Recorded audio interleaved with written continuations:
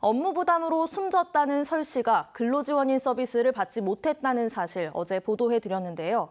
취재 결과 설 씨에게는 어려움을 도와줄 담당자가 있었지만 근로지원인 서비스 연결에는 큰 관심이 없었습니다. 해당 담당자는 경고조차 받지 않은 채 올해도 같은 업무에 종사 중입니다. 강서영 기자입니다. 지난해 극단적인 선택을 했던 설 씨는 혼자가 아니었습니다. 고용노동부 사업 지침에 따라 설 씨 같은 상담가들의 어려움을 도와주고 관리하는 슈퍼바이저, 즉 담당자가 있었습니다. 정부 교육도 받고 수당도 받는데 설 씨의 관리 담당자 박모 씨도 매달 20만 원을 받았습니다. 이런 박 씨가 조금만 신경 썼더라면 설 씨의 업무 부담을 덜어줄 근로지원인 서비스를 설 씨가 받을 수 있도록 도와줄 수 있었다는 얘기입니다. 하지만 박 씨는 설 씨의 근로지원인 연결 승인 서류를 받지 못해 기다리고 있었다고 주장합니다. 신청을 했으니까 이런 서면으로 당연히 지원 결정 통지서를 보내는 건 너무나 당연한 거 아니겠습니까?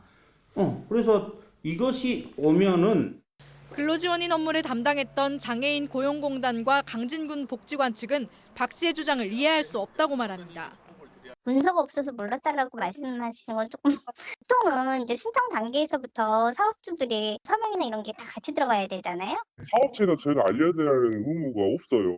같은 사업 종사자도 사업 구조를 꿰뚫고 있는 담당자가 설 씨를 도왔어야 한다고 주장하고 있습니다. 이 사업을 받아서 사전 교육을 받을 때 근로지원서를 쓰라고 설명해 주었어요. 그리고 설요한 씨는 중증 장애인이고 또 이분을 케어하는 슈퍼바이저가 있기 때문에.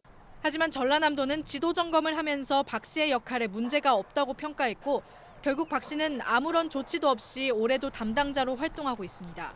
본유 지원과 근로계약이라든지 임금 체불 여부 이런 걸 확인한 거죠. 여기에 엉뚱하게도 올해부터 상담가에게 근로지원인 연결이 안 될 경우 담당자가 매달 60만 원을 추가로 받을 수 있도록 수당 성격까지 바뀌었습니다.